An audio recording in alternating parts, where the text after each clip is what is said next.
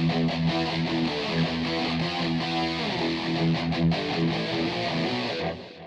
guys, Rominating Reaper here. So I am walking down to the cinema right now. I'm about to go into the cinema to see the Bikeriders, new film from Jeff Nichols, the director of films like Mud, Take Shelter, and Midnight Special. More people need to see Midnight Special. It is a damn good movie. Great performance from the likes of Michael Shannon, Joel Edgerton, Kirsten Dunst, and a fresh off Force Awakens Adam Driver. It's a really, really good movie. Highly recommend watching it.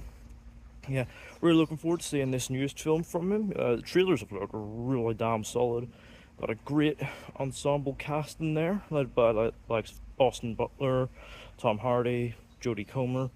This should definitely be a good time with plenty of talent behind it. So I'm hoping for good things. So yeah, I'm gonna head down to the cinema now. I'm gonna go in and get my snacks, get my seat, and go see the Bikeriders.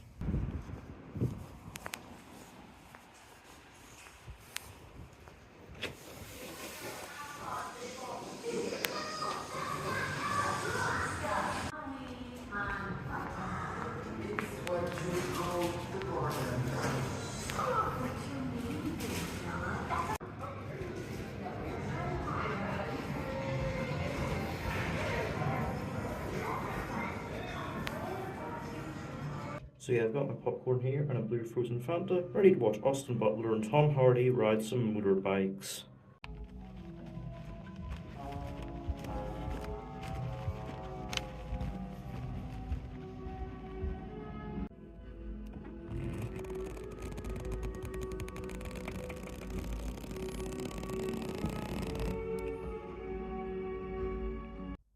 So yeah, back from seeing the Bikeriders. This is a film that I was really looking forward to seeing.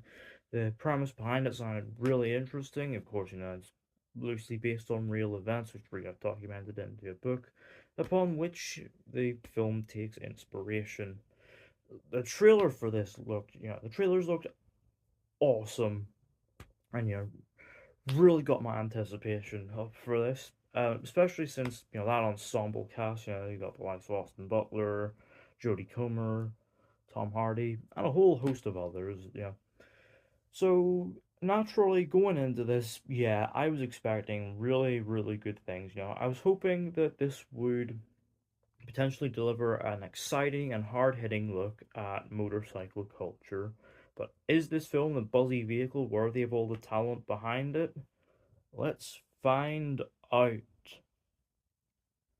The film follows the Vandals, a motorcycle club operating in Chicago between the mid to late 60s and the early 70s.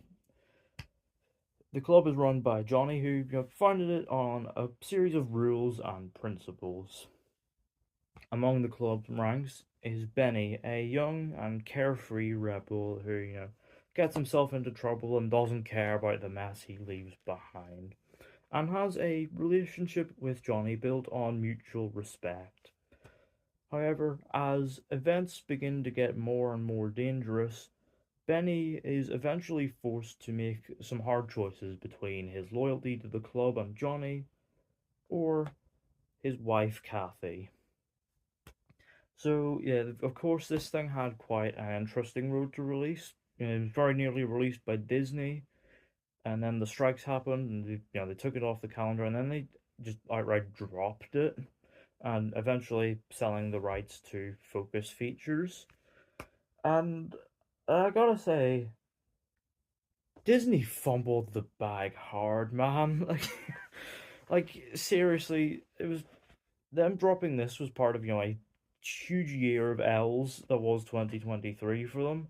But goddamn, man, I bet you some Disney exec is looking at this and kicking themselves because this was a damn good movie.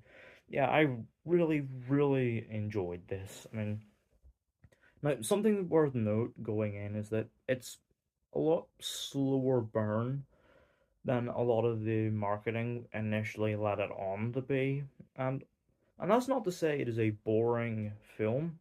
Quite the opposite. In fact, I was like, I was hooked. It is an incredibly compellingly told story. almost like taking the narrative structure of stuff like Goodfellas, which was named as an influence,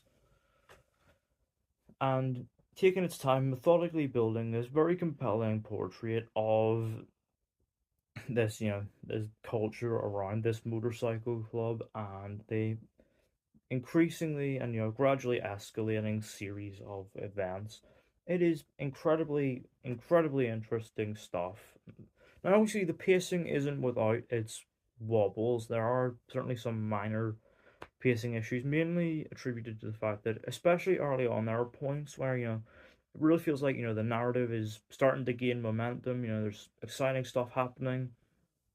You're thinking, right, this is really starting to take off, and then it would like cut to Jodie Comer, Kathy being interviewed, and it's sort of like lost momentum a bit. But really, this is only an issue very early on because as I said, I was hooked by this film.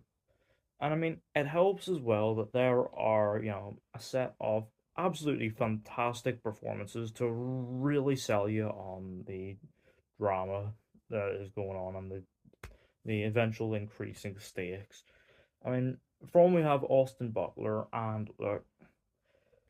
god damn, like if it wasn't obvious before, this should basically solidify he is a bona fide movie star at this point. Like it's the only way to describe it. The guy has such a level of presence to him. He has such an aura every time he is on screen that just screams movie star. Like seriously, like from minute one, he is an incredibly magnetic screen presence, and just he is an incredibly cool and charismatic presence as this this carefree like rebel who who is torn between his loyalties to his club and his wife. He is fantastic, and there are points where he does this very interesting thing where and he'll like where he'll like just sort of let the scene linger. He'll not say anything and then deliver a line like almost like the film is letting his magnificent screen presence really soak in. It, he is fantastic. Like man, he is absolutely one to watch. If it wasn't abundantly clear from like Elvis or Dune 2, guy's a star. And he's joined by, a great cast of performers. Jodie Comer once again displays her flair for accents as Kathy. It's a sort of like perky, quite animated accent, Chicago accent she's doing. She does it very well, and she does a very good job as as this woman who who is trying to break her husband away from this this violent cycle that around this club that of which he is so loyal. She is great. Also having a lot of fun here is Tom Hardy. Not necessarily on the same level accent wise as Comer, but yeah, he is clearly having a lot of fun channeling like Marlon Brando. He's a real entertaining screen presence as Johnny. He's this guy who's almost kind of mad with power, but but also has a series of principles that he sticks by. He's a lot of fun. You've got a cracking ensemble here, including like Michael Shannon, a frequent Jeff Nichols collaborator. You've also got the likes of Boyd Holbrook, Norman Reedus, and a fresh off challengers Mike Faced. Yeah. Now, not everybody is particularly well served by the material. Like at times, the script can feel a little weak. Like the characters, especially some of the supporting cast, can feel a little thin. But in saying that, everybody is doing very clearly doing a good job, and they're doing a lot to really elevate the script and really infuse the characters with a real sense of rich emotion, which allows for when those emotional beats hit, it does allow them to work. Clearly carrying this script to where it thinks it wants to be. I mean, from a technical perspective as well, the film is incredibly well made. The cinematography looks great.